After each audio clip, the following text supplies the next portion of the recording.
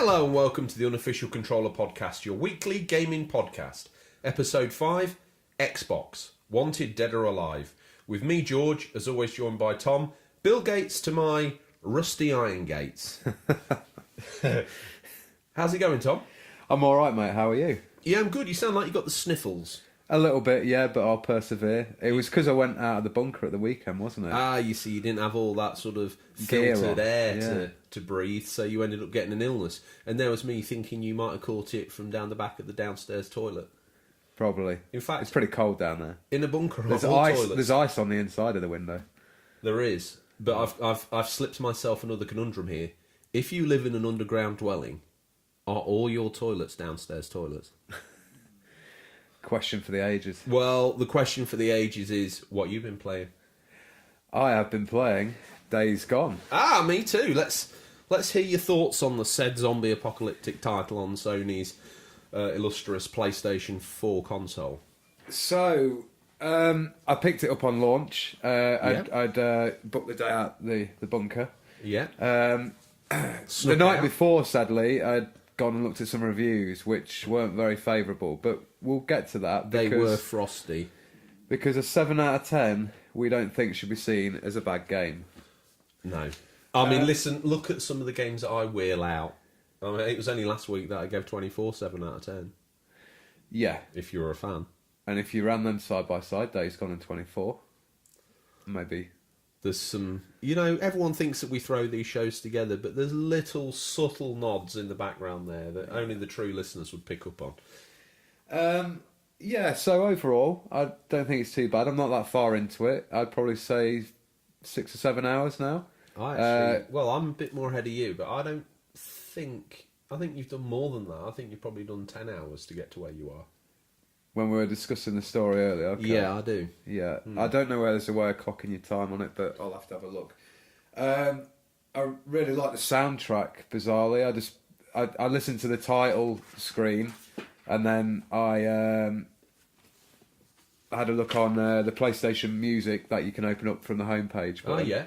And they had the soundtrack on there. That's I just had pretty it cool. playing. Yeah, it's pretty chilled out. I quite like that. So that's the soundtrack by Nathan Whitehead. Enjoying the bike. It's really fun to get around the world on. I want to discuss the bike with you just quickly. Yeah. It was like when I think this is not... We're not going to go into spoiler territory as far as the story's concerned, No. That's for sure. But when you first get on the bike, it's one of those moments where everything's levelled up. And I immediately got... Considering how much polish this game could have had applied to it, they could have made sure... Like, I remember watching this documentary where they worked for weeks to make sure that the vision you see when you walk out the dungeon in Oblivion is one that invites you to walk into the horizon. Yeah. They pulled that for hours. Yeah.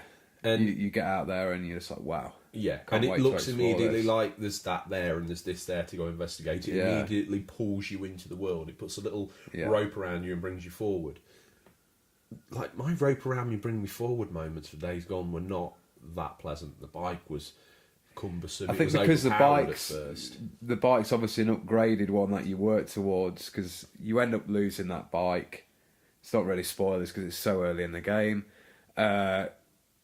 And then you're back to like square one. But that upgraded bike at the start, I don't know whether it's a wise decision to have you on something that's gone that quick straight away. Because now with a downgraded bike, it feels really tightly controlled. It does. The actual level 1 bike just feels to me they should have done it the other way around, and you start with a basic bike and then...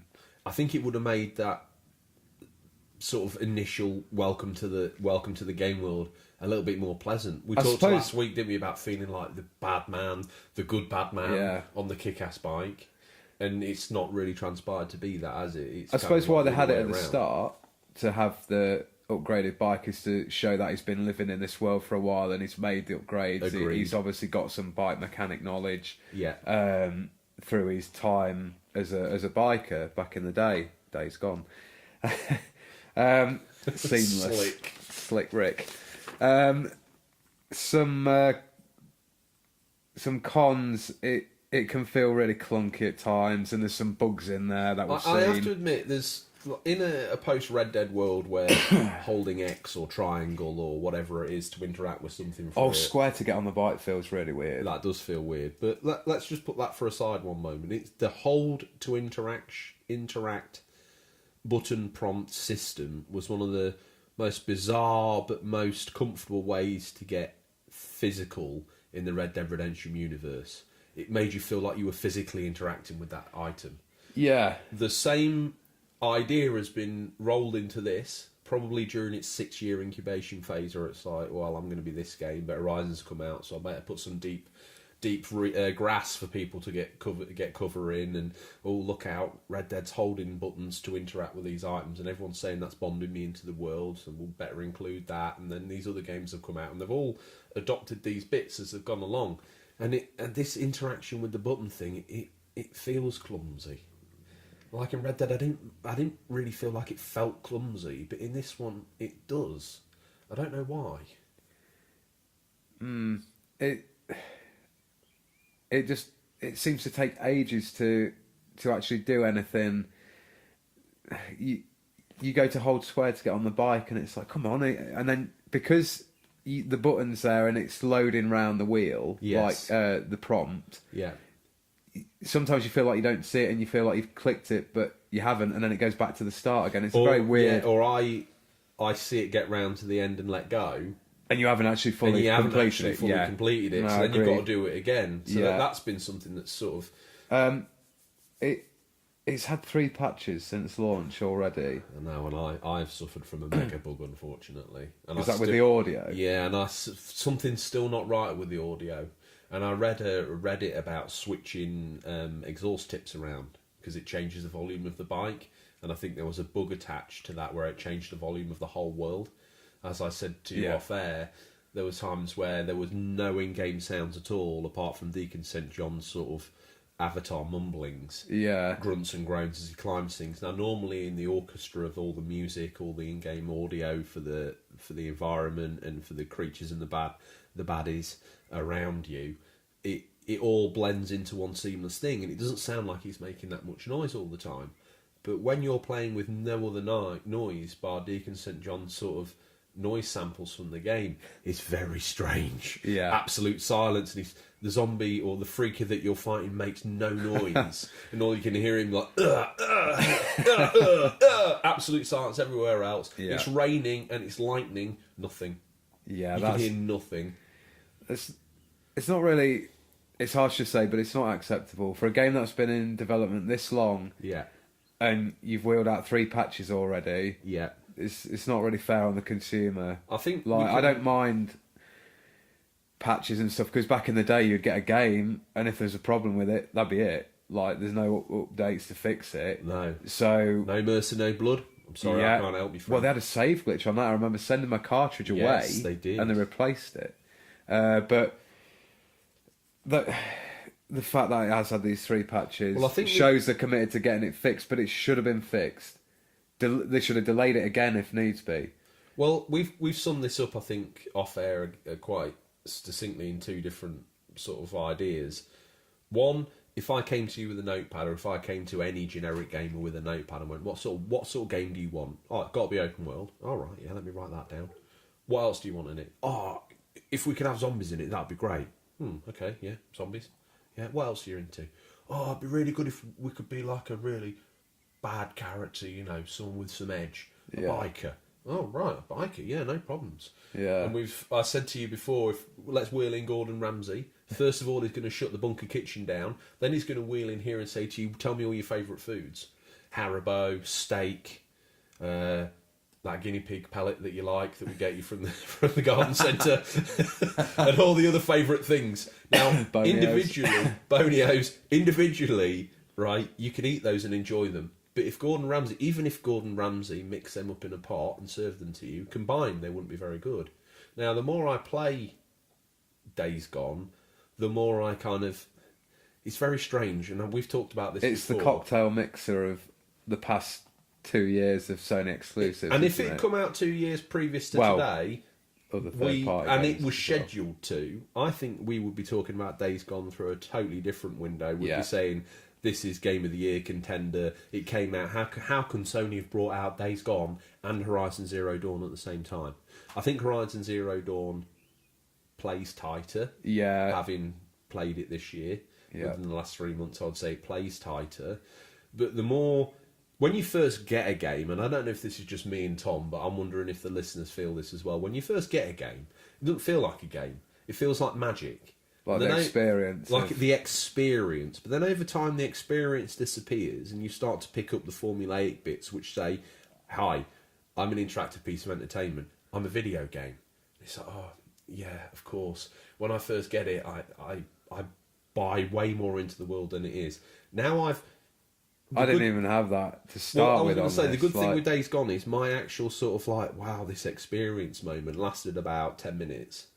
And then I was into, right, what are the mechanics for this to be a game?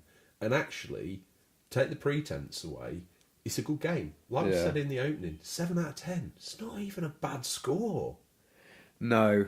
I do wonder whether the zombie genre is a bit overcrowded at the minute, and that's not done it any favours. I don't really feel like anyone's ever done... There's only so much you can do with it as well. Well, we've had Dead Rising, haven't we? Yeah. And Dead that was Rising. Loads of zombies on screen. We've had Resi 2 this year, but Resi 2. I'm a big fan of that, so I'm trying to think of games that give you the same... what was the title we were talking about on Xbox? State of Decay. Yeah, now that's something I want to discuss. State of Decay 2 was the last game I played through on Xbox One. I thought it was pretty good. It was way more buggy and glitchy than Days Gone. And I was playing Days Gone, I was like, this is like a high-res, graphically better version of State of Decay 2. Which, in your opinion, for the listeners, is the better game? Yeah. Which one? I mean, they both have got differences. Get off the fence, which one are you going to want to... If you had to go to a desert island and take Days Gone or State of Decay 2, which one are you taking? I think Days Gone would just pip it, even though I've not finished it. It's just a bit more polished. I'll give it to... After everything we've said, this thing is still polished. Compared to State of Decay 2. Okay. Yeah. Yeah. If you ever want to dig that out for the pit in the garden, then... Definitely. It might already be there under a layer. Archaeologically, we can dig back and look under layer and predate things from layers to drop into the pit because we know when layer went in. It just doesn't feel quite as good as Spider-Man, God of War. I mean, that was a hell of a 1-2 combo, wasn't it? Spider-Man, then God of War, then Spider-Man. The problem for the Sony exclusives were that they kept up in their game, and it happened quick and it happened fast, and every studio. Like prior to... Remember, just go back though. Do you remember before God of War 4 came out, or God of War as they call it on PlayStation 4? There were rumours of it being... There were a mess, 3 months before launch, apparently it was an unplayable mess. Game of the Year. Platinum. Yeah. How does that happen? There? Maybe the same theory was applied to throw everything at the wall. This is Sony Ben. Throw everything at the wall, says Bossman Sony, and whatever sticks... By the time we go gold, it'll be perfect. Yeah, like we say, it's not a bad game. I read some comments about the Unreal 4 engine as well. That with them using that, a lot of the Sony engines that are used for their exclusive games, it means Sony have been able to help those developers right. So it really like Insomniac and stuff. To just basically help them harness the full power of the PS4. Yeah. And I think that's been a complaint with many people, that why did they go with Unreal Engine 4 when they could have just got a lot more help? When it launched, none of the other Sony studios had built an engine. Poor old Sony Bend, they've had a lot of stick over Days Gone. They're not actually that big a studio. No. So what you've got to remember is they are punching above their weight with this game. Yeah, and to be fair... It looks great in places, really good. You can see they have put a lot of passion into the game. There's one strange thing I just don't think it's clicked with people. Sometimes it can feel very soft focus, especially Deacon. There's other times where you move the camera a little bit and everything looks absolutely exquisite. You can see the stitching in his coat, and photo mode is an eye-opener. for the level of detail that are in the like the textures. animals, we discussed this earlier, like the deer and the wolves and stuff. Some of them look like they're lifted, you said, out of gun. Out of gun on the original Xbox. Well, let's even go for the PS2 version. Yeah. They look wonky. I had one sort of... I wish I was better at recording gameplay footage, because I had one fly by me like one of Santa's reindeer. Obviously lost, taking a little holiday in the woods. A flying reindeer, that's acceptable in Days Gone. We talk about the white-bearded Jedi from last week. There you go. Yeah, so that's our thoughts on Days Gone so far. So the question... That's Days Gone. I think we've aired our voices. Yeah. I feel inclined to see it through, and I'm probably going to at least see what going north with Boozer means. I just don't know whether I can. It's not... Wow. The character and story just haven't really grabbed me and gone, right, this is going to be a great story. I think that you're probably maybe one mission away from it just... I'm not going to say you're going to go, oh, it's the best game I've ever played, but I think you're probably one mission away from the key and turning in the lock, and you're going, I can probably want to see a little bit more of this. Yeah, I've been upgrading my weapons and the bike and stuff, so it's a bit more enjoyable. I recently got, like, one of the first machine guns, and when you got like 10 or so freakers running at you and you can gun them down real quick, you feel a bit more like, I'm surviving this, and I'm going to get on my bike. Until I got the Focus. Have you used Focus yet? Yeah, I've used that. So that's bullet time, Red Dead Redemption time, or whatever bullet it is. Time. Yeah, I was struggling with the controls for the gunplay. It didn't feel crunchy. Now, I know it needs to feel a little bit like the gun's worn out and broken, it's not been cleaned properly in a while, the ammunition's probably dodgy. I think the Freakers' AI seems quite good, because they run at you and it almost causes you to panic. I thought we were done with this conversation, but let's keep it going. We'll just go a little bit longer. The AI of the Freakers embarrasses the AI of the human opponents. And if you'd have asked anybody, they'd have thought it would be the other way around. Yeah. If I'd been bent, and admittedly I always hark on, well, this is what I would do, and I know I can't even complete an equation from a GCSE maths book, but surely they would make the AI of the human control characters way in advance of the Freaker AI. We talked in the preview feature last week about how the Freaker AI is kind of lowered, and you would expect an increased AI from the humans to really make you think. So, because humans are the deadliest people out there. Yeah. You know, they will cut your throat for a drink or whatever, and you can get up close to these people. The Freakers should just be like a rage-induced thing where they see you and the hunt's on. Question, how have you been taking down camps? Because we know I'm not the king of stealth, yet I've been able, because of the Freaker AI being so low, even I, clumsy Colin over here, has been able to slip through Days Gone like a shadow. I think the stealth is unbelievably easy. Yeah. It feels like you can't be spotted half the time. As long as you stay out of get in those little bushes, move along. Yeah. And I mean, it's I've good. been caught out a couple of times, but for the most part, it's like Fisher-Price, my first stealth game. Don't get me wrong, I wouldn't want it the other way, because it just destroys your soul trying to go back to checkpoint 1 to go a little bit further to then be caught again. Yeah, I tend to use the stealth a lot on it.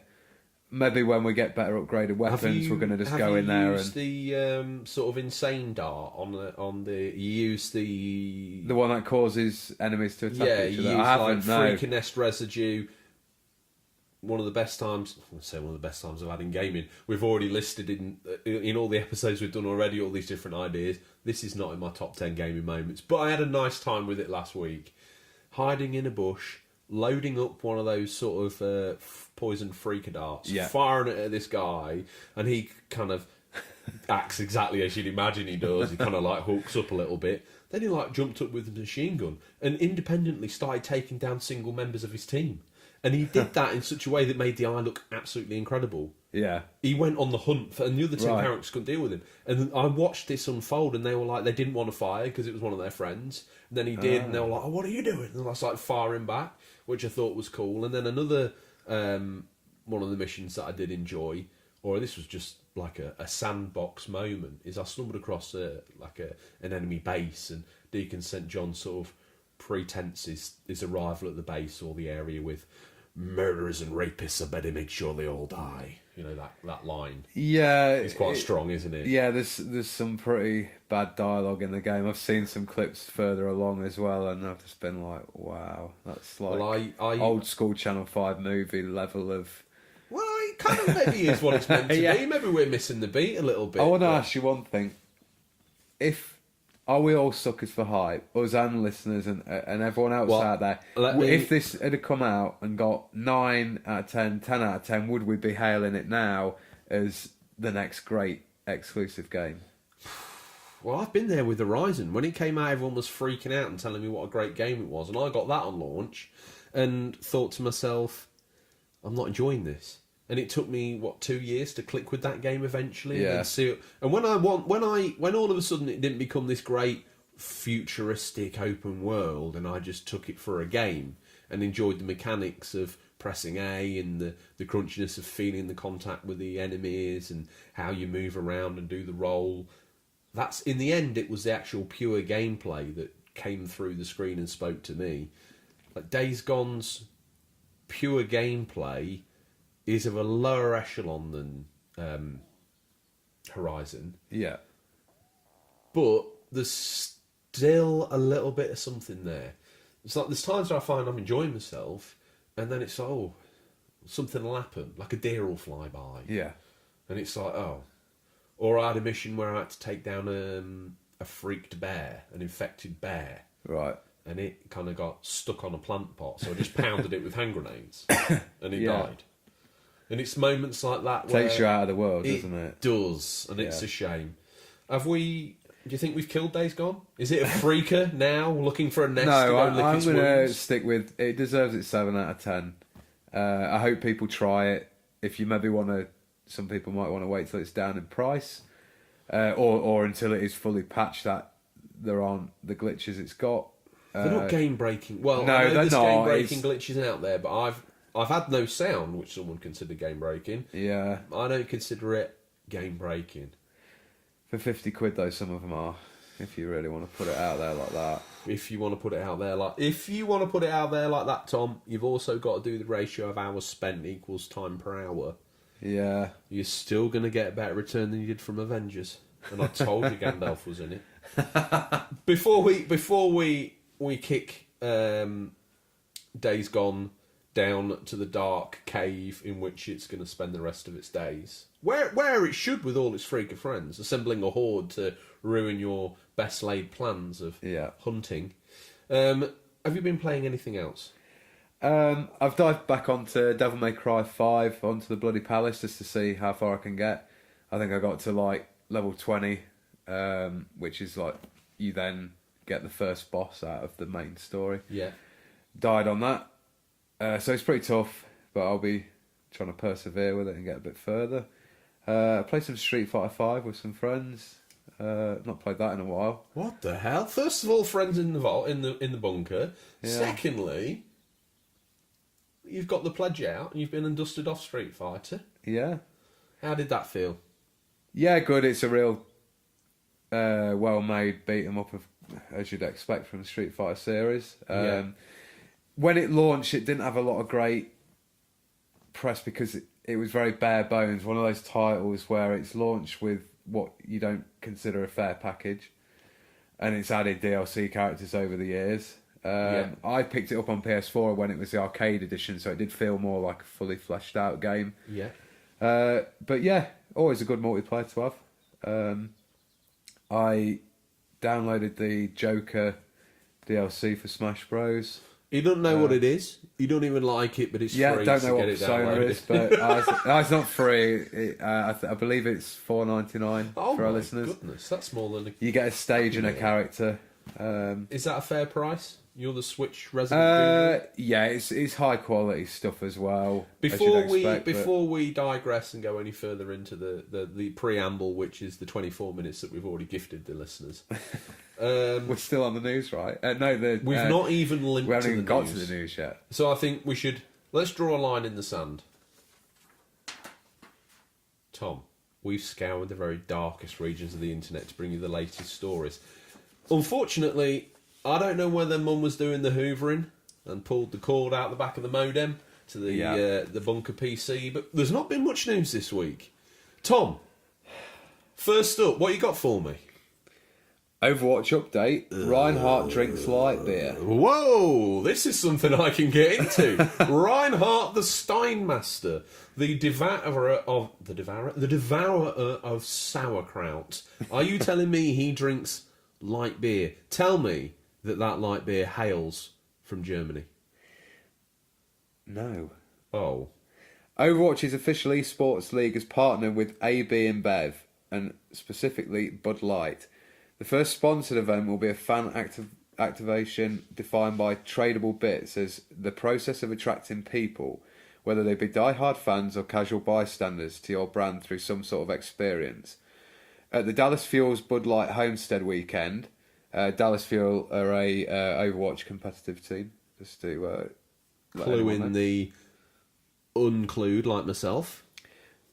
Followed by another Bud Light homestand weekend in Atlanta, and then the LA rivalry weekend in August. Bud Light will also sponsor a trio of Overwatch League televised broadcasts, which are on April 27th, 8 till 10 p.m. On ESPN2, July 6th, 3 till 5 p.m. EDT on ABC, and July 7th, 2 to 3:30 p.m. EDT on ESPN2. What's your thoughts on that? Did Overwatch need an official beer? I think the Overwatch League seems to be quite popular, and it obviously generates a lot of money. Are you going to now only drink Bud Light? No. I don't honestly watch much Overwatch League, even though I play the game a lot. So people will be talking about, let's run this strategy that Dallas Fuel ran, or London Spitfires ran in the last league. I'm I've no idea what you're talking about. I'm embarrassed for you. You would love it if you got into it. I think I don't... You missed the free-to-play weekend as well. I know. I mean, you warned me about that. You pre-warned me about that. You gave me every opportunity to buy the game and join you online, and I didn't. No, you can't use that cheap turbo controller though online, can you? Gets me banned, doesn't it? It does. They think I'm a cheat. It's a smurf if you're like an undercover good player on Overwatch. That's the term. A smurf. Yeah. A blue-faced, white hat wearing. Oh my goodness, we nearly went full Ric Flair intro with that. What else we got? Well, get your Switchblades at the ready, guys, because Shakedown Hawaii is nearly out on the Nintendo Switch. V-Blank Entertainment has shared a brand new trailer to keep us excited. V-Blank's retro parody, Retro City Rampage, will be bringing its chaotic, ultra-violent action to the Switch on the 7th of May. A 3DS revision is in the works, but that edition apparently needs time before hitting digital shelves. The PS Vita owners are also luckily set to receive a physical version when which the Nintendo platforms won't. But the Switch eShop page is live, so stop by and find out more Switch owners. Shakedown Hawaii, the sort of spiritual success. There's way too many S's in there, so I'm going to take my teeth out, apply some new Dentagrip and put them in. The spiritual successor to Retro City Rampage. I'm excited by Shakedown Hawaii. It looks awesome. It looks like it's got a combination of those old GTA vibes, crossed with fun 16-bit graphics, while also giving me that little bit of a Hotline Miami vibe. And I love Hotline Miami. I remember you showing me that. It looked pretty cool. Yeah, it's a twin-stick shoot, but it's one with style. It doesn't... I don't know... Something about the way it works, it just feels very, very crunchy. I like it. Crunchy is a good word. The 3DS revision is in the works, has me a bit worried, as in needs more time. Is that going to ever see the light of day with the Switch being as popular as it is? The 3DS has still got a pile of active players out there. The fact it needs work... It's a massive install base, isn't it, on the 3DS still, I guess? Yeah, I think so. And maybe it's sort of showing that the 3DS is starting to feel a little bit tired. Yeah. It's been a very good machine, but it launched a long time ago. I know Shakedown Hawaii isn't probably the most demanding game ever made, but by the time you add in some of those graphical effects and other bits and bobs, I bet you it's probably quite a demanding game. So that's why the 3DS version is going to need a bit more work. Tweaks. Yeah. What we got, Tom?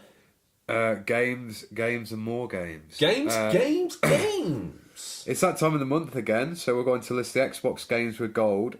And well, they were rumoured, but we've now had it confirmed. Yeah. PS Plus titles. Okay, so Xbox games with gold first. We've got Earth Defense Force, Insect Armageddon, Xbox One and Xbox 360 available May 1st to May 15th. Yeah.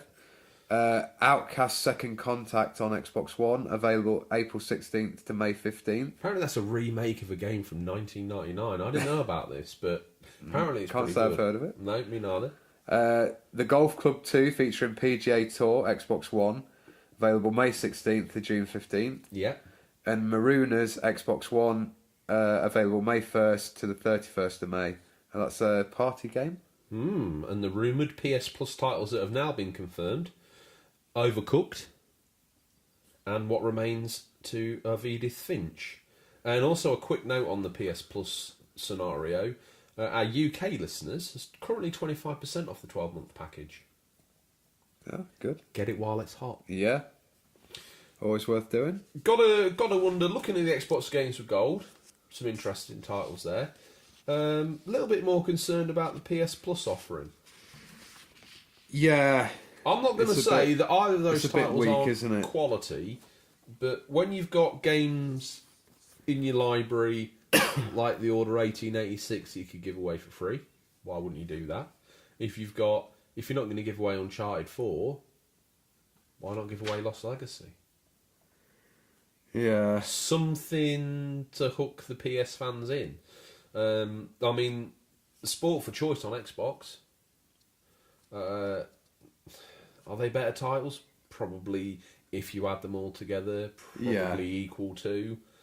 Depends how you want to look at it. Depends whether you're an Earth Defense Force fan or not. Yeah, I don't know. There's some people out there do. So, did we miss anything? Or do you have an opinion or take on the news that we missed? Tom, if we have made an absolute glaring error in the news, how would the collective masses interact with us? You can reach us at questions@unofficialcontrollerpodcast.com or just DM us on Instagram or Twitter. Now, go on. What are you going to tell me? Little bit of news. Did you see the Sonic trailer for the film? I did, and unfortunately, the combination of lemon and hydrosulfuric acid was not enough to scrub that image off my retinas. What's going on with Jim? What's going on with Mr. Carey? Surely if he's in it, it's going to be slightly good. Just feels like he's. Did you see that bit in the trailer where he's like? It looks like he's like the real Robotnik, and he's got like the goggles and the moustache. Yeah, and stuff. I did see that. I wonder what goes on there. At the beginning of the trailer, you see something's going to happen between him and Sonic, where he gets inadvertently, or Sonic's going to frustrate him to the point where he just goes full boom. I mean, what do you think's the look of Sonic? He looks very strange. I'm not keen. I've seen some alterations online where people have just changed his eyes slightly to give him that more classic Sonic look. Yeah, and it looks great. Yeah, but this weird Sonic guy that we've got at the minute, I don't know. I get night terrors. I'm convinced that movie Sonic lives under my bed, and whenever I fall asleep, he creeps out and just does weird things to me. I don't like him at all. Yeah. Strong. Very strange little creature, isn't he? Very strange. And especially we've seen the mistake in the Sonic games when we bring Sonic into the real world. Like that time that we all want to forget where Sonic fell in love with an anatomically correct human female. A princess of a world. Really? You were saved from this. Good. It happened. That's why everyone was so grateful for Sonic Mania when it. You must have buried that one deep in the pit anyway. Oh, it predates all games. Something. Speaking of video game movies, something we'd like to maybe do in the future is a feature on what video game would you love to see made into a movie that hasn't been done already? Pong. Easy answer. Who's directing? Spielberg? No, I want Resurrect Alfred Hitchcock. Who's the guy who did Last Jedi? Oh, he's not a popular man, is Him. That guy. I've erased him from my memory. I don't want to remember what He did. I'll remember it in a minute because I was reading some Last Jedi stuff the other day. Well, before we go any further in and off on a tangent or go anywhere we need to go or not go, we're quite deep into the show. And we're going to make a plea, aren't we? We are. Yeah. This is like Comic Relief, Red Nose Day. Actually, it's nothing like any of that because we're not doing anything for the poor or the misaligned of the world. We're actually looking to you guys. If you've been enjoying or you do enjoy what we talk about on here, and I know it's the inherent fevered ramblings of two guys that live in a deep, dark hole, but if you're enjoying what you're listening to, in a moment I'm going to give you a little command to pause the show and then go do this sequence of events. So what we would like you to do is to pause the show when we say, go into the system or setup of however you got to find this podcast. So Amazon, Spotify, TuneIn, Stitcher, on your Amazon Alexa, on your laptop, either through Buzzsprout or any of those other mediums. Just take a moment to go in, click like, subscribe, put a review down if you feel that way inclined, and then sit there and think to yourself, one friend, you've got to text one friend, just the word unofficial controller, podcast, then let them figure it out for yourselves. Spread the love. All right? So in a moment, when I say pause, that's what we need you to go do. Pause. Guys, Tom, welcome back to the show, everybody. We're here. We're Tom's really... in tears. It's almost like he's watching the end of a film, Watership Down. He's down on his knees. He's sobbing. Bright eyes. Bright eyes. The concrete's ripping through his worn, play-worn knee jeans, and the harsh concrete of the bunker has crept into his knee skin. He's down. His hands are clasped together like a naughty choir boy that's been kept behind because he said rude words during the song. Right? He's there. I'm also the same. Thank you for doing that. We appreciate it. Let's see the show. Technically, that should see the show double overnight. That would be something. Loyal listeners across the world, thank you. We're really grateful for the listeners we've got at the minute, but we really want to grow this podcast with a community together. Yes. And make it something hopefully even better than it is now. We're learning as we go, and we just want to get better and better. We want to give you guys a digital playground where you can all get together, and the one thing that binds you together is this rambling of us two guys. And if that gives you a community to discuss the way I can't say words with S's in, if I'm not careful, I end up just studioing all over the floor. You know, there's got to be a 14-page thread on some of the ridiculous words and mispronunciations that we've done. Seconda, you name it. Or even some maybe if someone's listened to all of our content, they can remind us of the one funny moment that we've produced so far this season. And maybe do a little bit of a thing about that. We want to give you guys that. You can have some fun. We've always said, bring out the trolls. Yeah, we will. When you're as lonely as we are, any interaction. When we get feedback, it is like light at the end of the tunnel, isn't it? It was only yesterday that we got a wonderful bit of feedback on Apple, on iTunes. Yeah. I wrote it out with my best crayon, and I took it through to Mumsy, and she gave me a glass of milk. Good reward. Good reward. What more does a reward does a man want? For God's sake. Right, you've stayed with us this far. We've begged and pleaded, like Comic Relief Night, and now we're into the meat and veg. It's that time. It's the feature of the week. And this week, as we said at the top of the show, Xbox exclusives. Now, we like the Xbox. Original OG on launch, 360. Skip the Xbox One, I have to admit. Tom, you picked one up. I did, yeah. Not a launch, mind you. Mainly down to the price and what I thought was like a good launch title. Your life situations have changed. You're not a launch adopter anymore, but you certainly know your thing. So we're going to talk about the Xbox exclusives, the games that we feel made the platform, and we're asking 3 questions. Dead? Alive? Missing in action? Tom, Xbox exclusives, the ones we know that have checked in, that seem to have a pulse last time we checked. First on the list, what we got? We got Gears 5, or Gears of War, as the original as the franchise is called. As the first one was called. So we've seen many of those over the years. The estimated arrival for Gears 5 is this year, 2019. We don't know any more than that. Not even the green screen's found the answer to that. No. The last Gears was Gears 4, launched October 2016, and was pretty good. I played it through with a mate on the the co-op campaign. Yeah. It's always been good for that. Yeah, it's real good online co-op cover-based shooter. If anyone is not entirely sure what it is, with some great multiplayer options. I like the story in the Locust as well. I find the universe is pretty cool. The story 1 to 3 for me is really good. Yeah. 4 didn't quite click with me. 1, 2, and 3 quite as much. So interested. I think 5 is obviously going to carry on from 4 with this new generation of well, I don't know her name, soldiers but the female characters. Protagonist. Well, one of the female characters from 4. Yeah, I forget her name. Is one of the main protagonists in this one. Yeah, which again sounds pretty. So you got JD Phoenix, who is Marcus Phoenix's son. Yeah, Marcus being the main protagonist in the first one.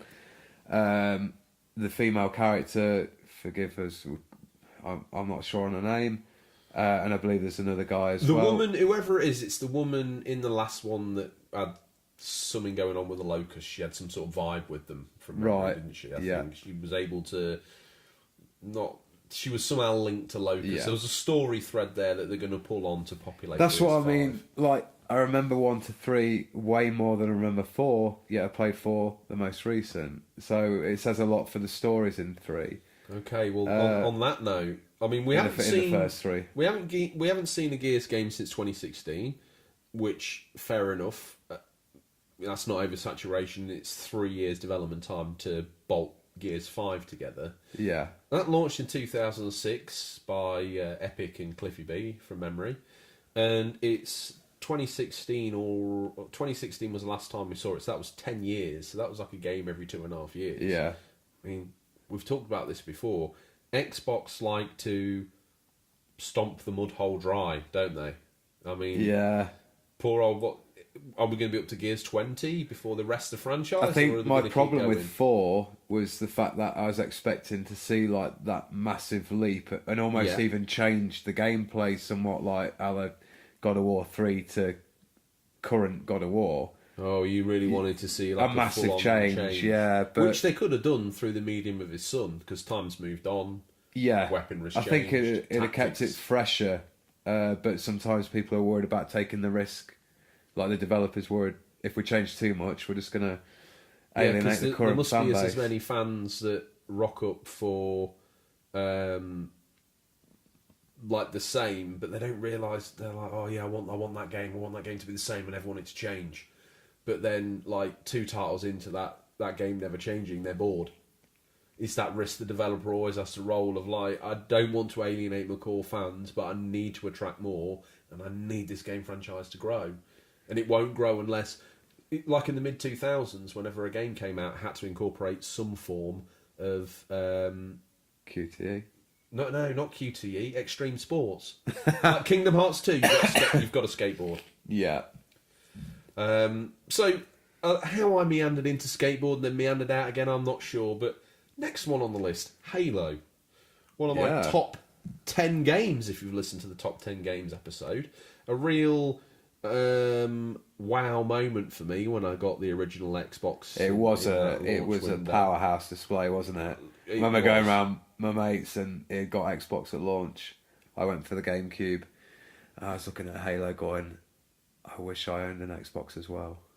It was a great time to be an Xbox owner. There wasn't many of us back in old sunny Blighty Hole back in the day, but do you know what? The console's done well for itself. So Halo, what an awesome way to open it up.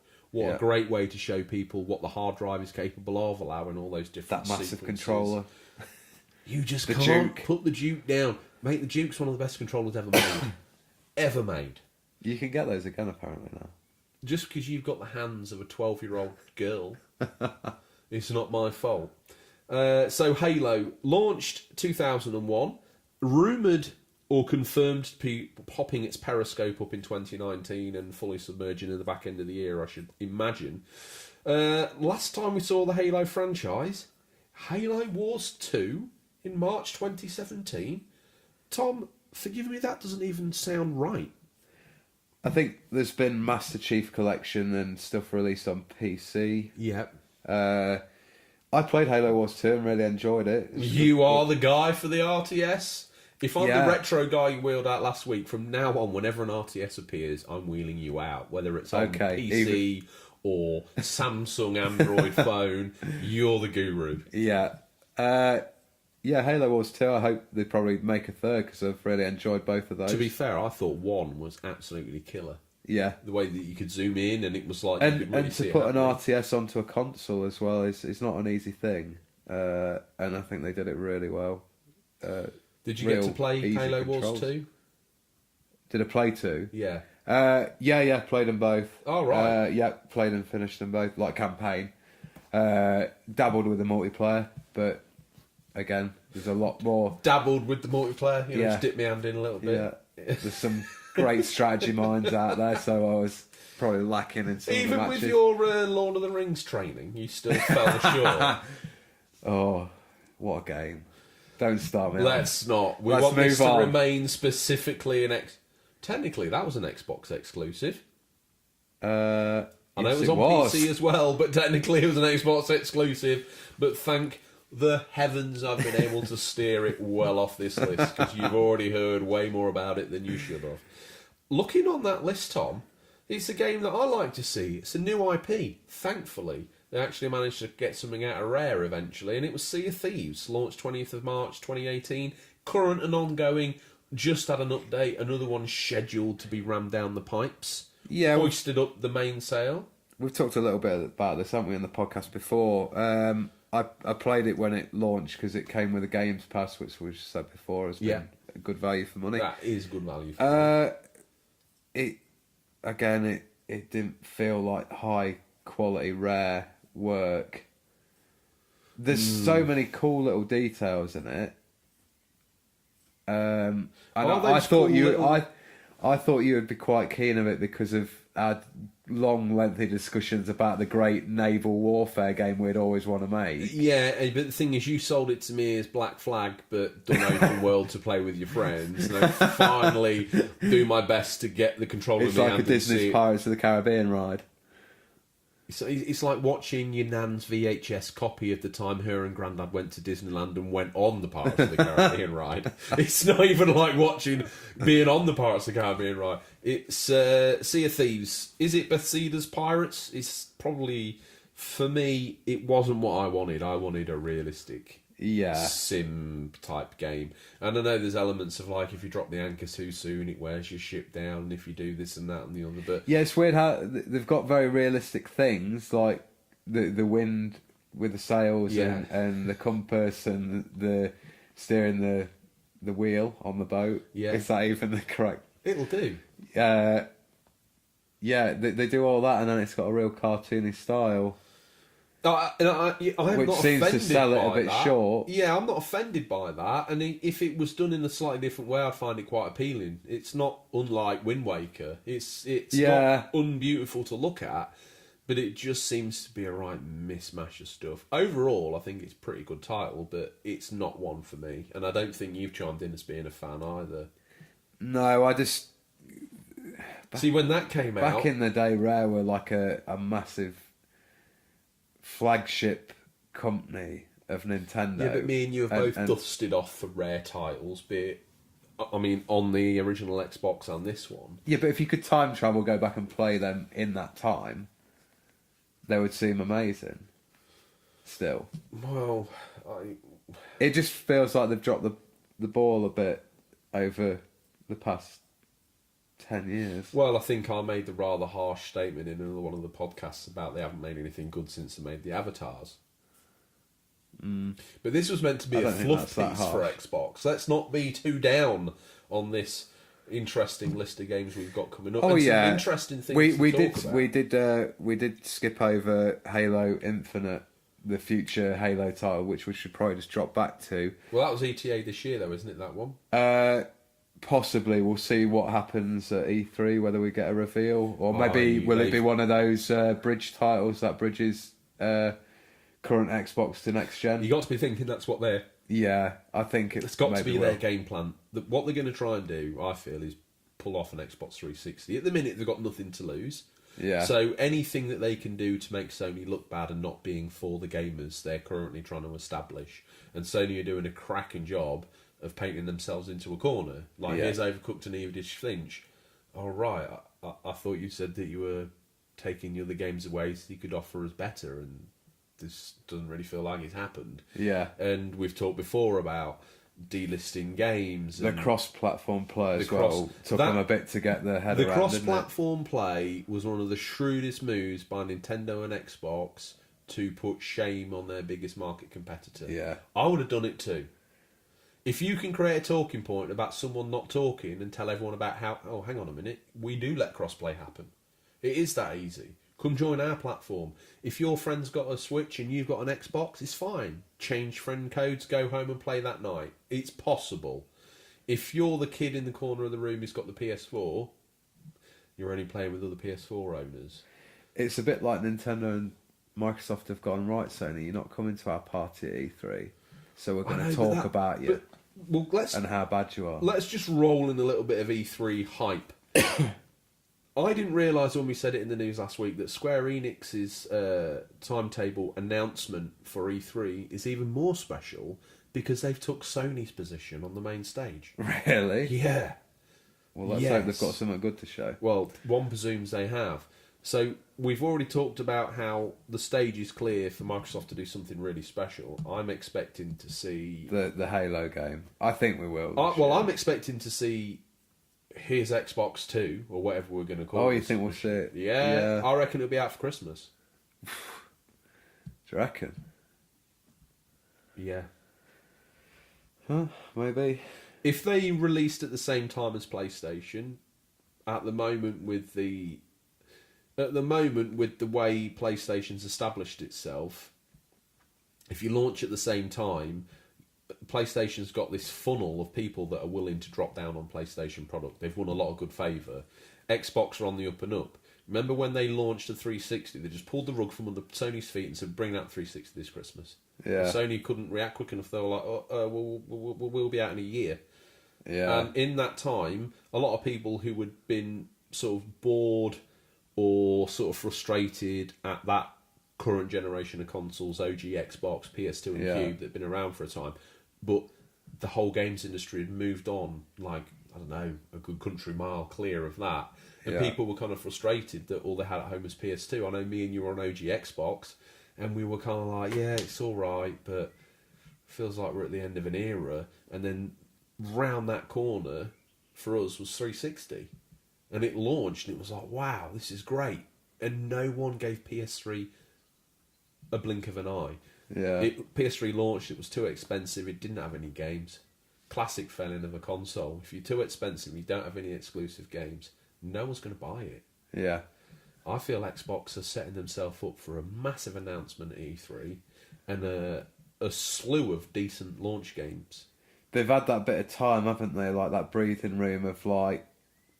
I think it's felt like there's not been much come out from them, but maybe they're just storing that time. I think when you launch a console, those games ready. You've kind of predicted and forecast to your internal big boss man, got the new Xbox coming out, boss. Oh, great, like what you did with the 360. Well, yeah, this is going to make the same money. And then like a couple of months in, the boss is like, there's no way this is going to make the same money as 360. Pressure's off, go do the best you can.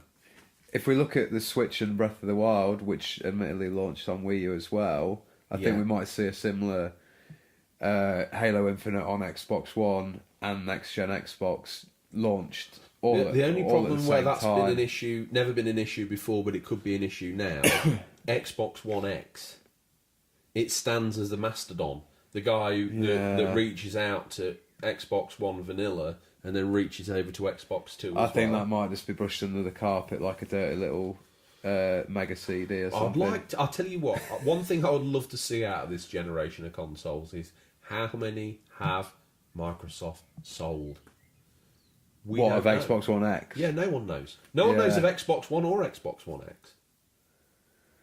Yeah, I think there's some confusion in the marketing as well. Again, like Wii and Wii U. Yeah. It's like when Johnny Smith's parents go down to Game or other retailers. Other game retail stores are available. I don't think you need to worry. I don't think we do. No. There's not that many anyway. There's only really Granger Games, then your local pop shop down the street. And Stingray. And Stingray, of course. He can get anything. He's probably got the next gen Xbox anyway. He has. But we'll ask him later. Yeah, so let's move this conversation forward. Let's keep the feast going forward. So who else has checked in as being an Xbox exclusive and alive? What other games got a pulse? Forza. Forza's still alive? It is. Of course it is.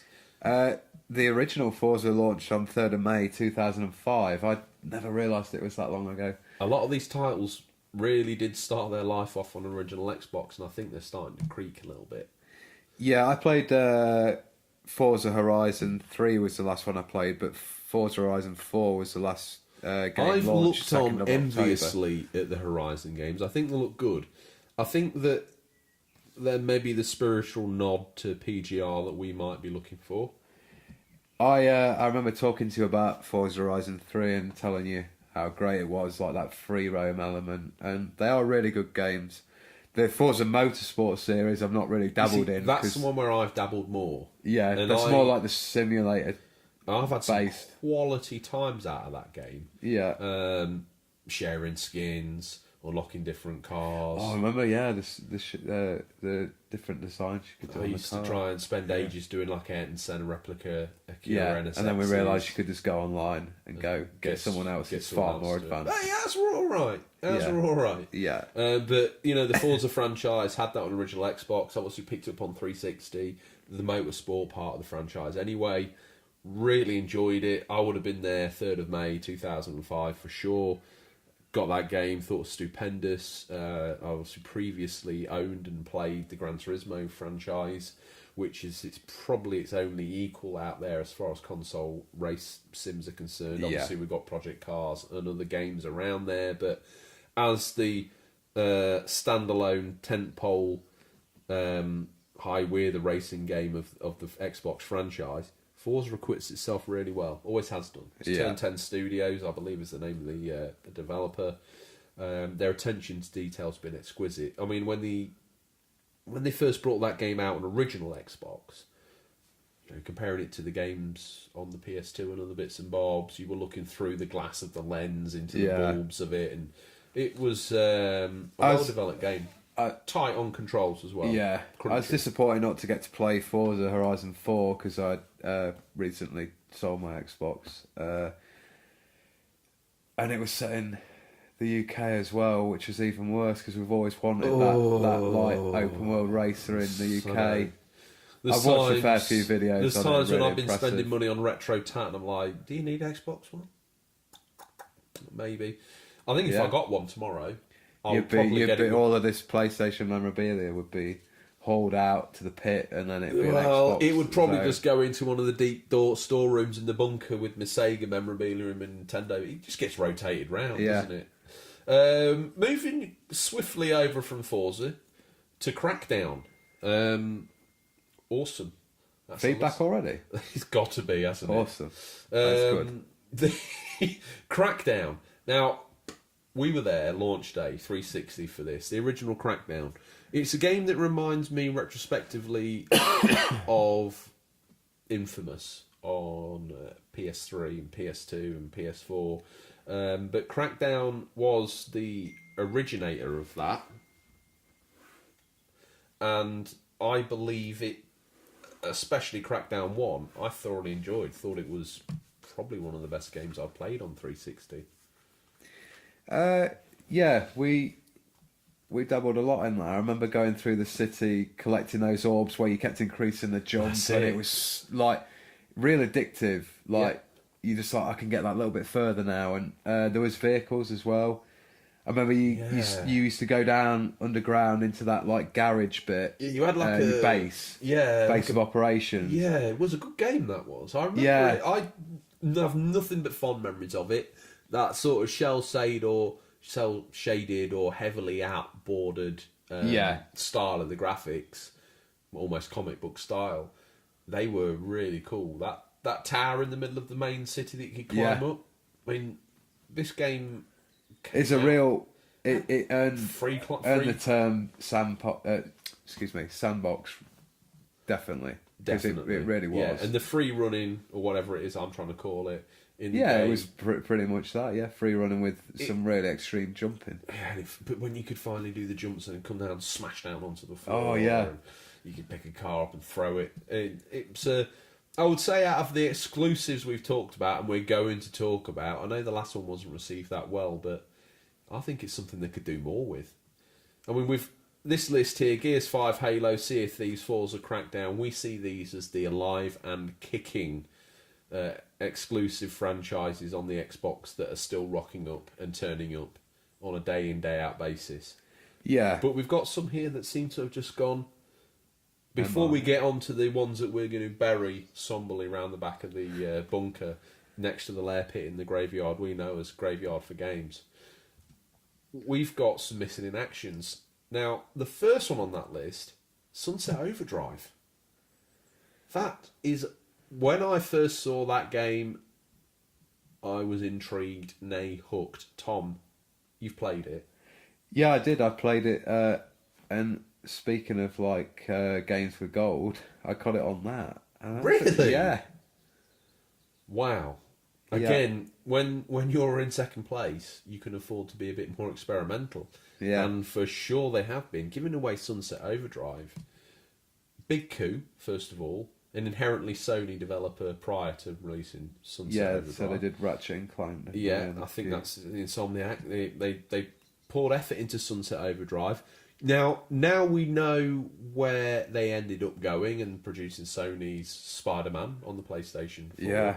When you then look back through that lens and you see, all right, yeah, Sunset Overdrive, see what they were doing now. Yeah. See where they were going comparisons, now. definitely. Yeah, and the way the free roaming in the city and the way the city works, considering they built that from the ground up, Sunset Overdrive looks great.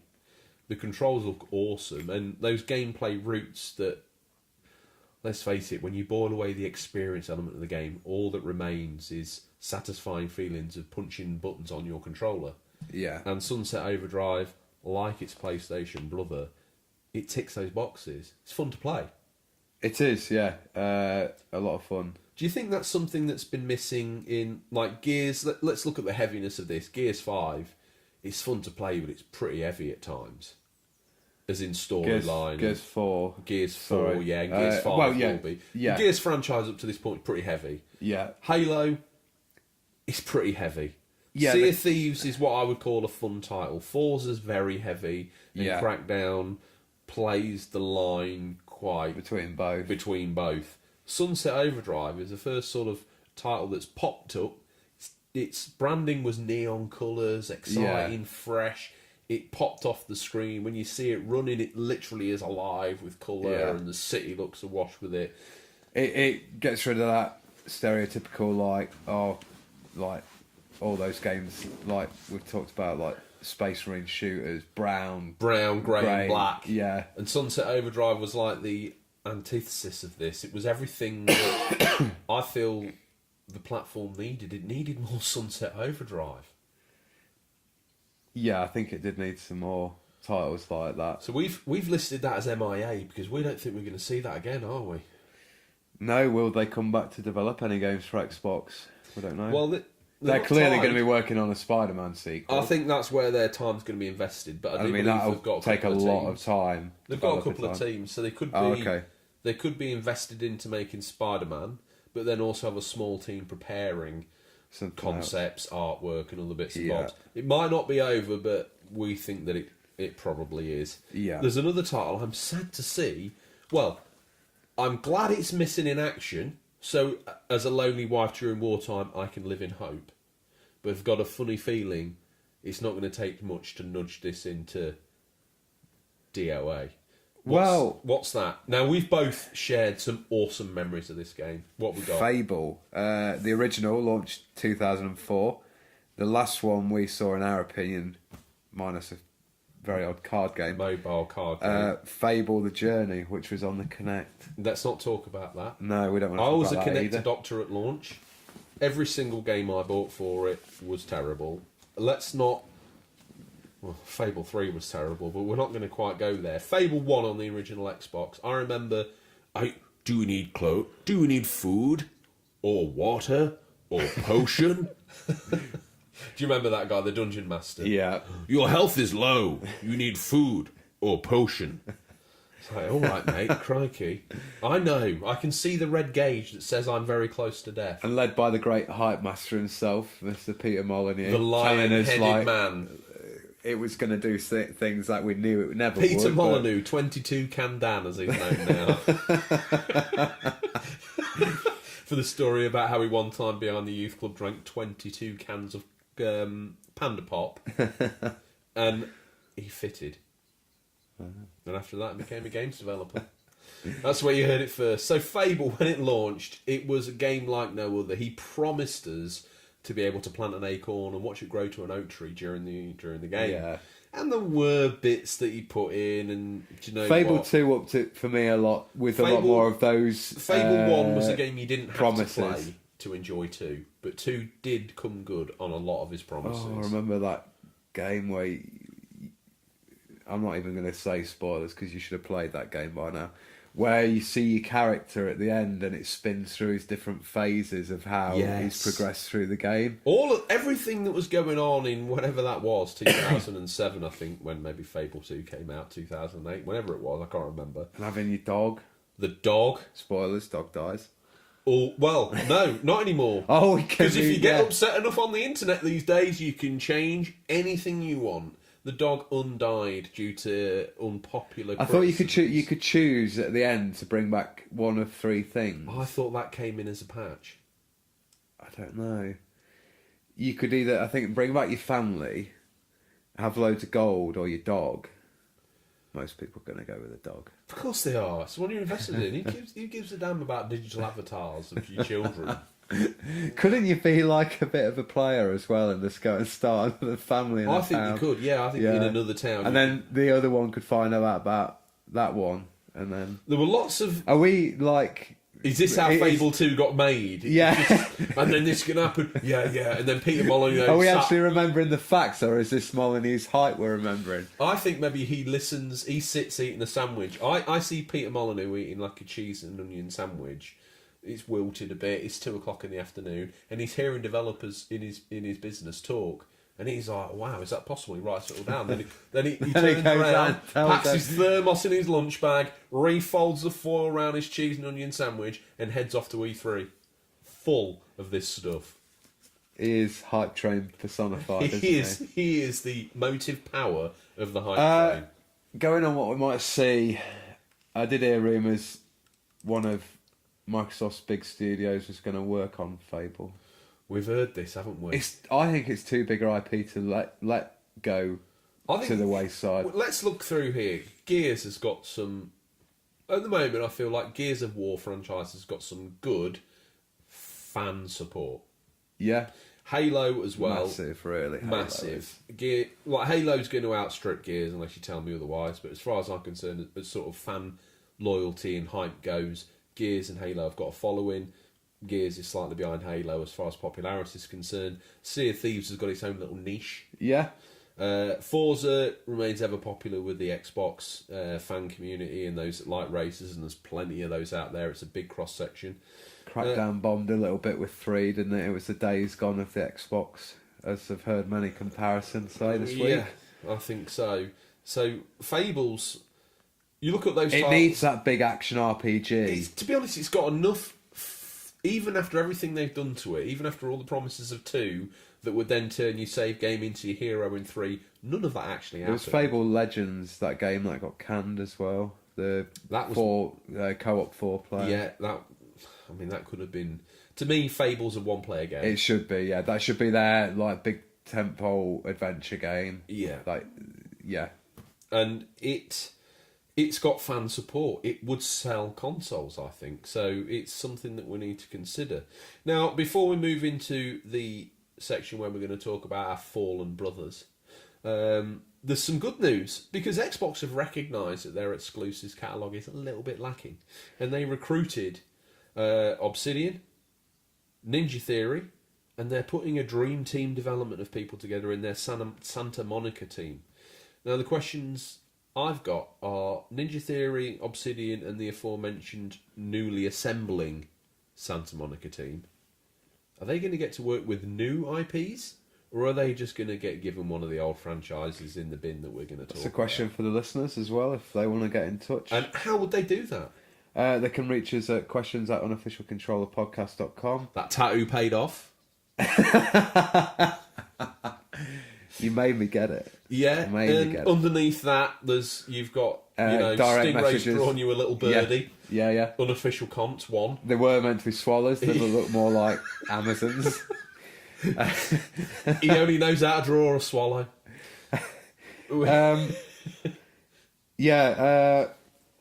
I think we might see Fable go to... Your safe bet would be with Obsidian. I would love to see Fable make an Obsidian They've got that Outer Worlds game coming out, so they're probably going to be busy for a little bit more with that. But that's their last... multi-plat. That's their last multi-platform title that they're going to move out there. And Ninja Theory have shipped Hellblade: Senua's Sacrifice. I really want to pick that up this weekend, possibly, but we'll discuss that. It'll be in the sale, or it'll be in CEX, CEX, call it what you like. It'll be available. It's also available on eBay. And Stingray's boot, of course. If you're feeling lazy, just ask Stingers to pop over. Yeah. Don't even let him get out of the car, let him reach down and pop the... I heard he used to be a delivery driver for CEX. I'm sure he was a delivery driver for like Blockbuster or John Papo's Pizza in town. We've gone way off topic. We want them to work... Obsidian would be perfect to work on a Fable title with the words and the way they bond the world together, and all of that would be absolutely fantastic. Ninja Theory... put them in a darker room and feed them a sandwich, see what they come out with. And this Santa Monica team, could we see them rest Gears or Halo? If it's a new big development team, give them a new IP, new idea to work with. I would love. We've talked through some really awesome games that everyone will remember. 20 years from now, you'll say to someone, "Tell me one of your favourite gaming moments." Someone's going to mention. Everyone's going to have maybe one of these in their top 10. I know a game we have missed off here. Is it a game called Recore? Do you remember it? For Xbox... Well, you wouldn't have done... For Xbox One. Recore, yeah. What was that? You had like different robot companions. I remember seeing the trailer and getting really hyped for it, and it came out and it was a bit like Days Gone, a sort of 6, 7 out of 10. Oh. I think that might be worth a retrospective one day. Oh my god!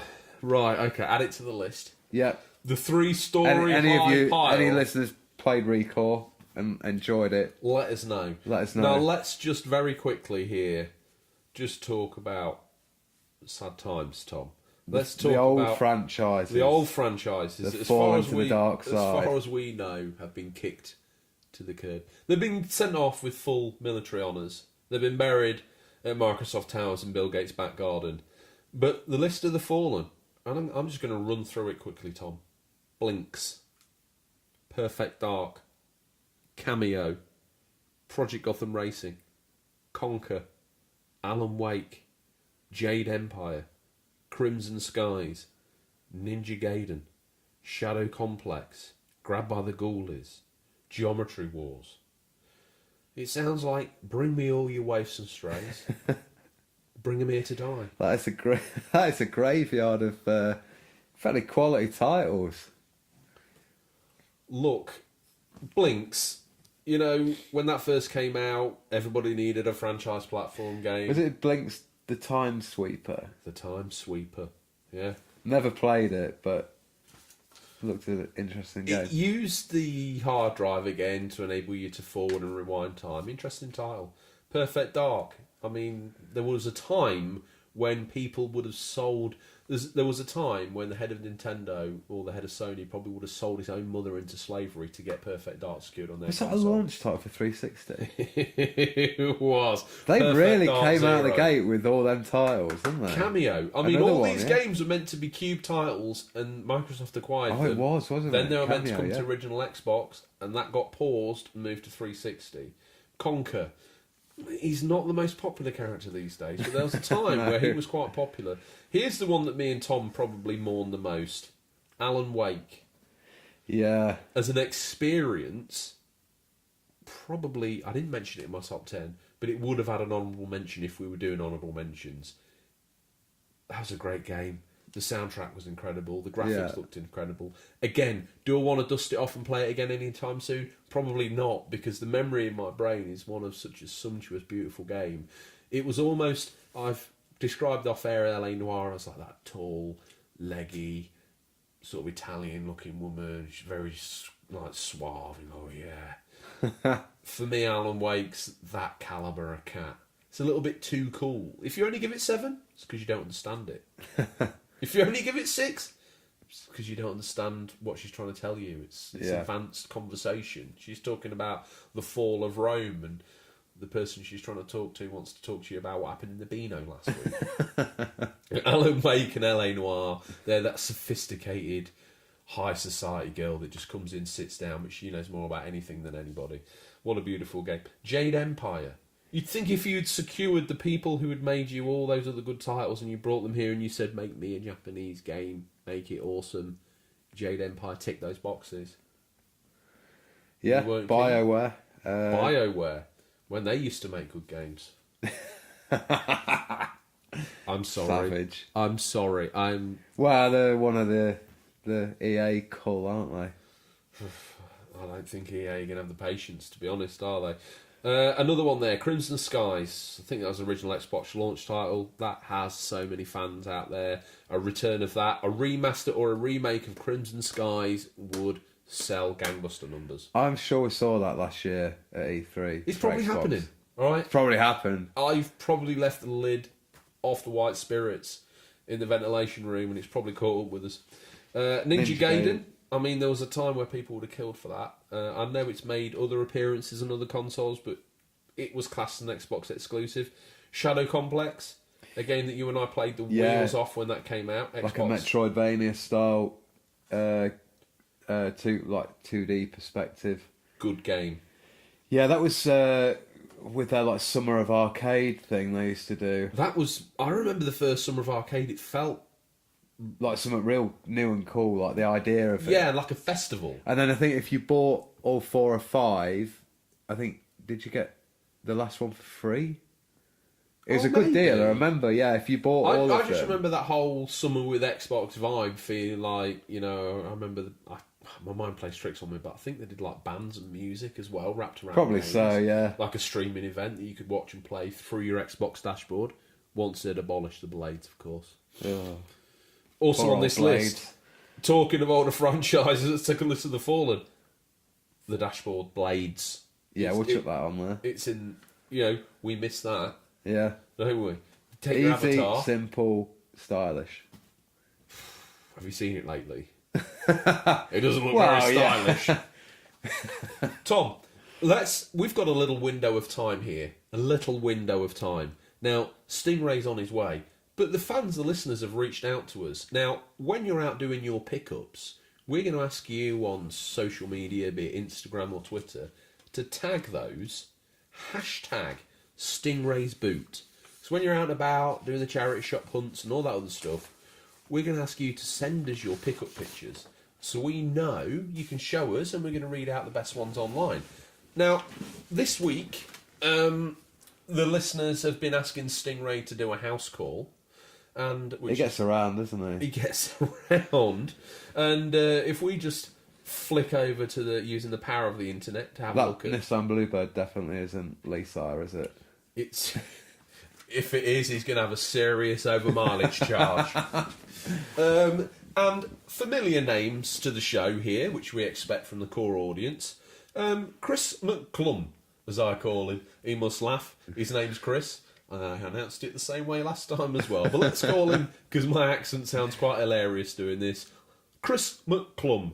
What's he been out getting at Stingray's boot? Well, it looks to me like he's managed to get himself the operating instructions for a CPC 464, and I think this might be my favourite because of how eclectic it is. And we want you to mix this in. If you find a dodgy VHS copy of Battle for Endor out in the wild, we want pictures of it. So he's got himself an owner's manual for the CPC 464. He's only secured himself out of the Bluebird's boot a Commodore tape deck. Hasn't he? And what else? Chris McClum's eclectic taste means that he's picked up a CD copy of the Beatles' Yellow Submarine. He's also He's quite a music fan also. He's got Mike Oldfield, Tubular Bells. Mike Oldfield's Tubular Bells. What a banger. To be honest, good pick up, that is. It's awesome. Yeah. And he's remember also... my dad having that on vinyl. Probably worth a bit of money, maybe. Your dad's so cool. He just, he walks by and he freezes people's drinks. Tubular Bells, both on the CD format, and he's also secured himself a copy of Spider-Man on the PlayStation 2. Stingray's boot holds He's been generous. It's got some range, hasn't it, Stingray's boot? Next up, in the Stingray's boot hashtag, we've got Ozcat. We've heard about him before.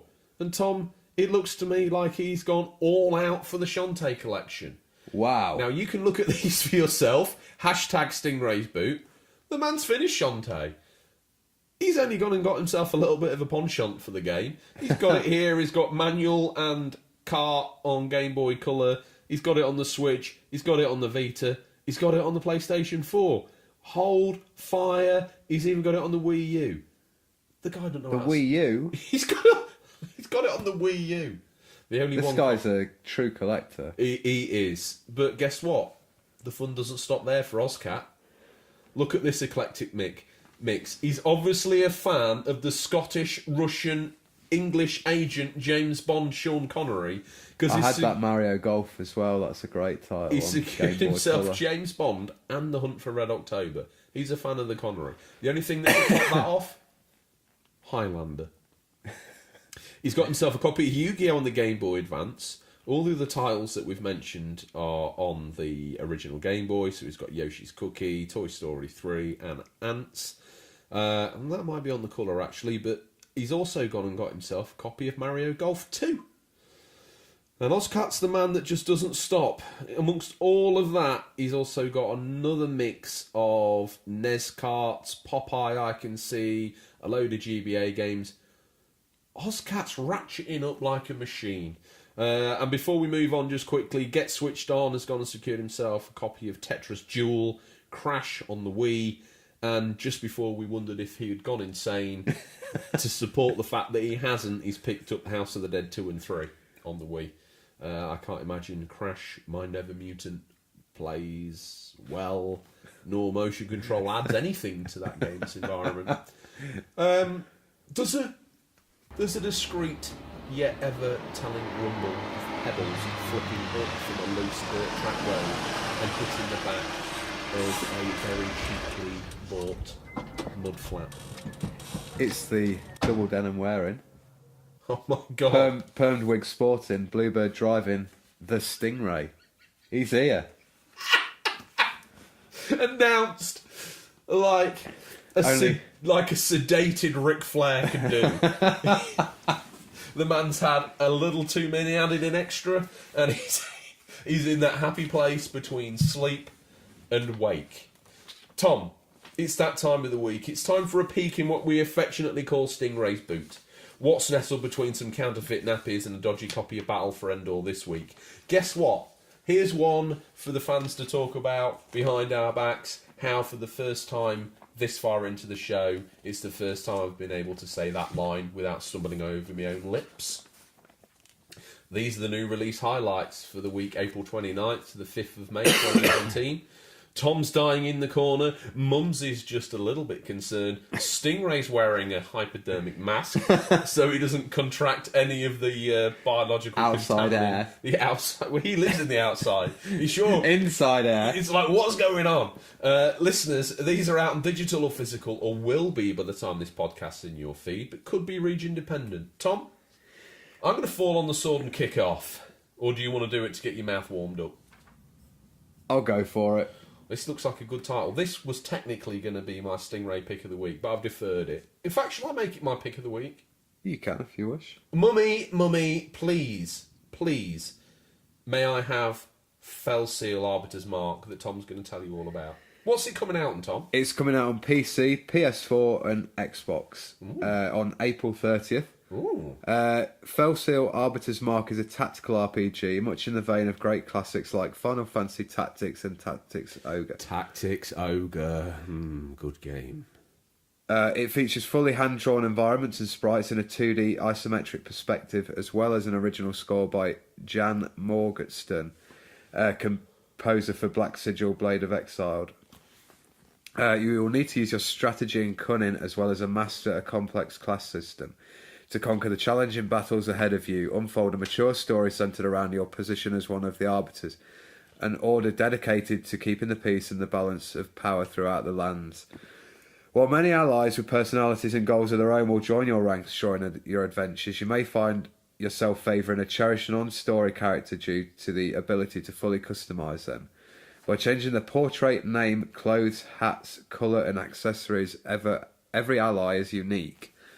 Reminiscent of Final Fantasy Tactics both in scope and style, Fell Seal's intricate class system offers a widely varied array of customisation and possibilities, allowing the player to choose a class, a subclass and multiple passive abilities for every one of their characters.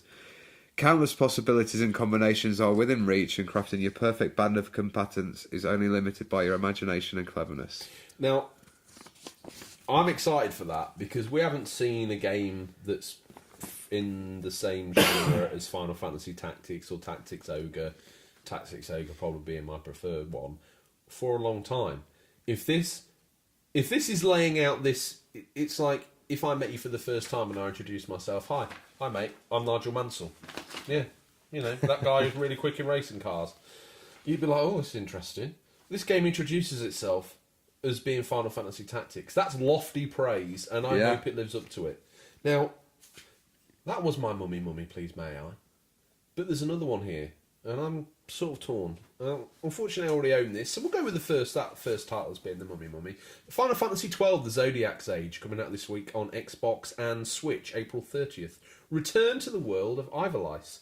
This HD remaster is based on the smash hit 12th instalment of the Final Fantasy series, which has shipped over 6.1 million units worldwide, featuring a new and reworked game design. Not only have the graphics and sound been updated to take advantage of the power of the newer hardware, but the core game design has been tweaked to produce an evolution of the original Final Fantasy XII fitting for the current generation. Enjoy a classic adventure reborn. What you got? Have a little rummage, put that one down, pick out another one. We've all heard about the herbs on Game Boy Advance. Pull out this other title.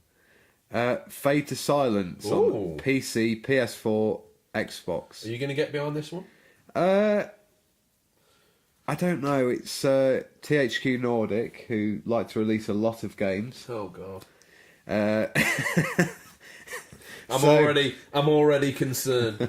The the publishing arm of Stingray, THQ Nordic, produce the sort of title we've been playing in this bunker for far too long.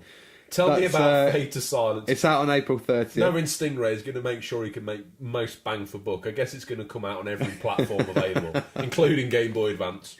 And for the fans, Chris McClum, Fade to Silence, not Fade to Black, because that was an alright PS1 game. Fade to Silence is also coming out on the Amstrad CPC 464, Chris.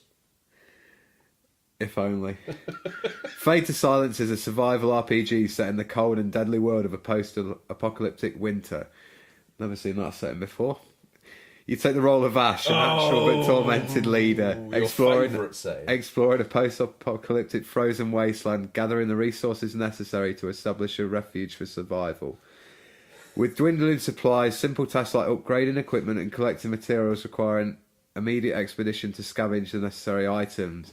In the search for survival materials, players must navigate a vast territory in which they will encounter eldritch monsters and an even greater foe, the unrelenting winter. While freezing temperatures constantly take their toll on Ash, the deadliest event is a constant threat, a blizzard. If caught by surprise, it takes every ounce of skill, determination and luck to survive that blizzard. Fate to Silence sort of screams to me that's the sort of game where when the bigger boys were coming round, you would hide your Nintendo stuff and prop up next to like Mortal Kombat 2 or 3 or whatever it was at the time, a battered copy of Fade to Silence. I'll play the wheels off of that, mate. Absolutely love it. Yeah, post-apocalypse is what I'm all about. Like, oh yeah, Tom, we thought you were just one of the smaller boys. We thought you'd be playing Zelda and Mario, but you were like a real guy living a post-apocalyptic winter. Oh, you know me so well. Bigger boys, mummy, quick, hide my Nintendo plush. Johnny McBiglegs is coming down from the top of the street. I don't want him to think that I'm not a bigger boy. Oh, does that mean let's have a look in Stingray's boot? I'm greedy, so I'm going to pull out this massive box. Oh, and it would be, wouldn't it? Starlink Battle for Atlas on the PC. Oh. Is this the one with the? Is this Ubisoft with the spaceship toys? Go into the generator room and pull that little... I've got a little plastic tub in the generator room. You didn't know what it was. It's got Disney Infinity in it. It's got all the different link-up setups for that Skylanders game. It's basically Ring Raiders, but new age. It's another USB hub and craft and things to buy is Starlink. It's swooped onto PC, April the 30th.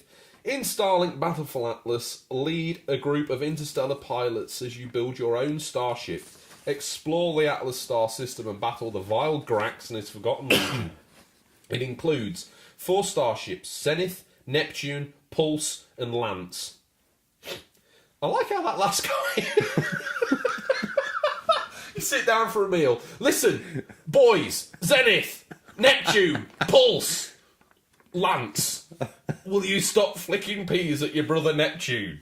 Lance. I don't know how Lance got in there at the end. Couldn't have called him like Genesis or Mars or whatever, but no, Lance. Named after your uncle Kevin. That would make him Kevin though, wouldn't it? It was his middle name. Everyone called him Lance in the village. 6 pilots. Mason, Judge, Chase, Hunter, Levi and Razor. Now that's more like it. You can imagine them sounding... You want those names of like Predator where it's like Dutch, Dylan, Poncho, Billy. If we moved Lance down into those names, Mason, Judge, Chase, Hunter, Levi, Razor, and David. Anyway, I think I've probably murdered that enough, but it's a whole new gameplay experience. I shouldn't really take the mickey out of it, because from what I've heard, it's a pretty good system and a pretty fun game. The Switch version is meant to be real good with the Star Fox sort of shoehorned into it. You bringing something onto the Nintendo platform? Let's shoehorn one of our characters on it. You doing amiibo with ships? To be fair, they probably made a better Star Fox game than the last Star Fox game made by Nintendo. Well, we don't want anyone to think that we're beating down on that, so I'm going to quickly switch over to Tabletop Racing World Tour Nitro Edition. That would probably be my pick out of a very bad week. Very poor boot choice. Are you really sure you want this? Yeah. Are you sure? Yeah, because I've seen the next page. You want to read...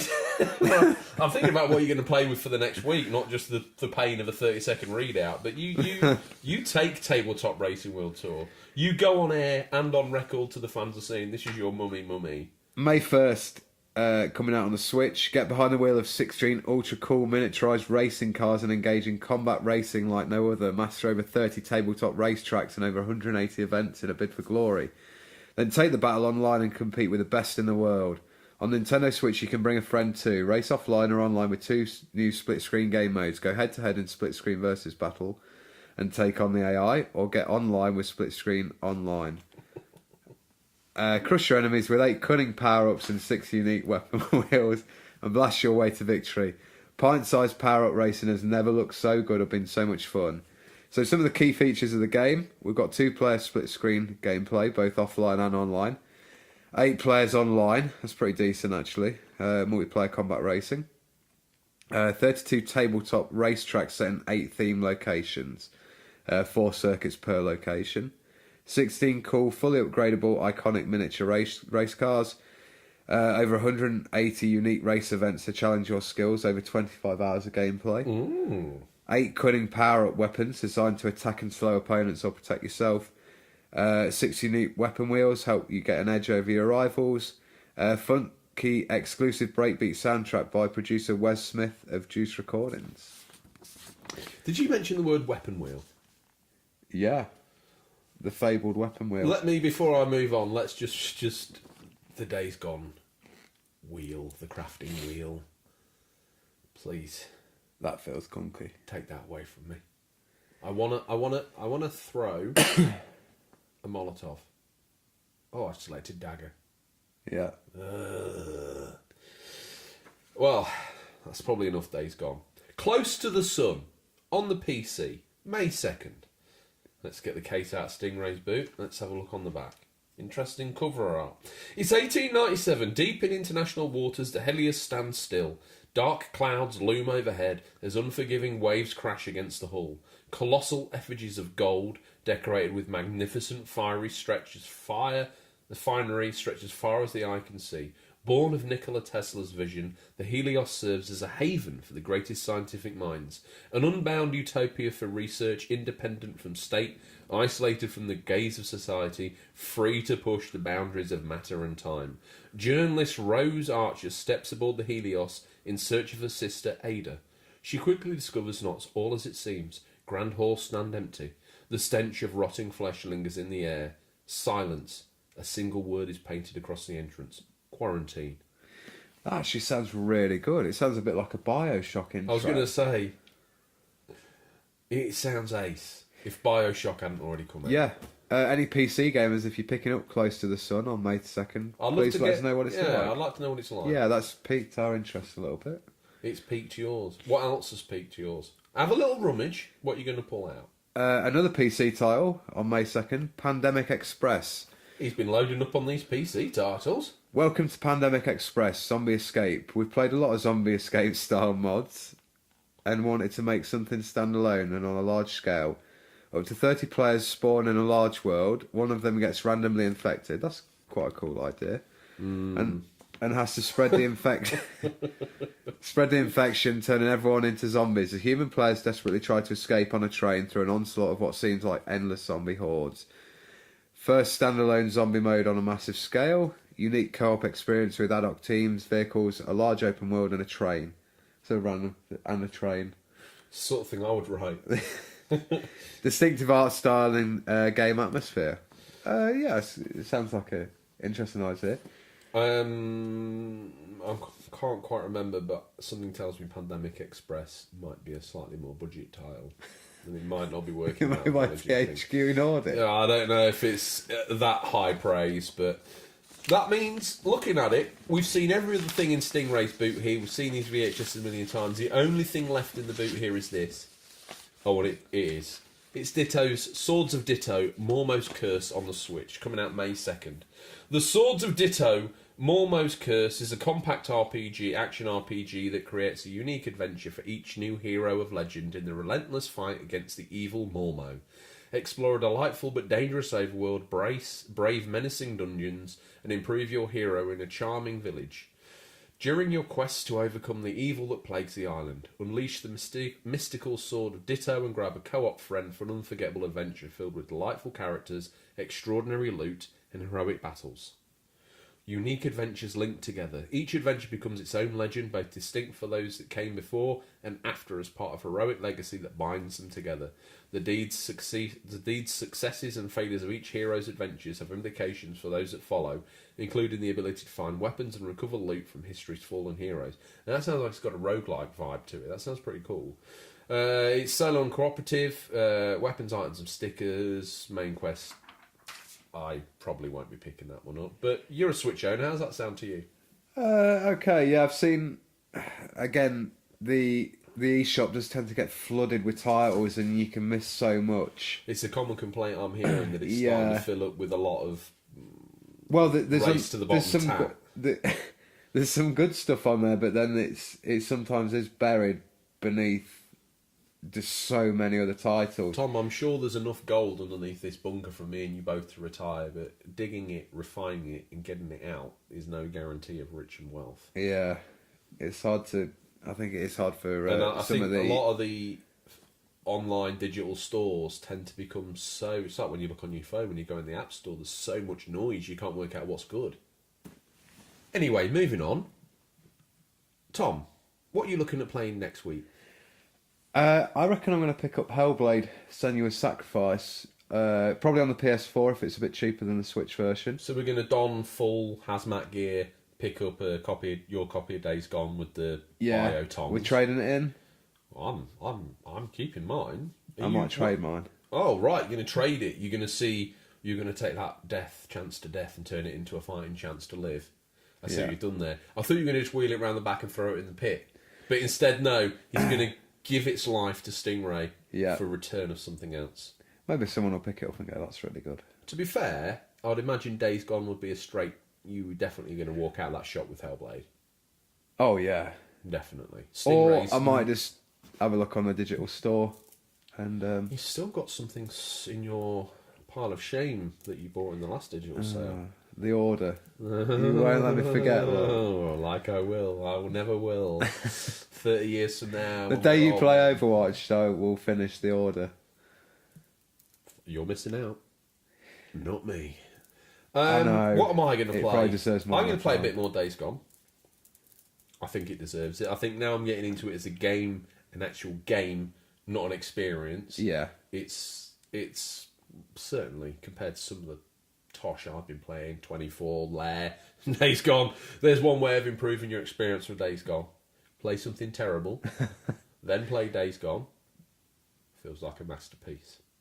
Good and advice. To that, one would have to say, that's all we've got time for this week, listeners. And as always, thank you for your time, and we look forward to the pleasure of speaking to you again next week. Until then, happy gaming, and remember, there's nothing wrong with being given the unofficial controller. It's what you do with it that counts. See you, Tom. Cheers, dude.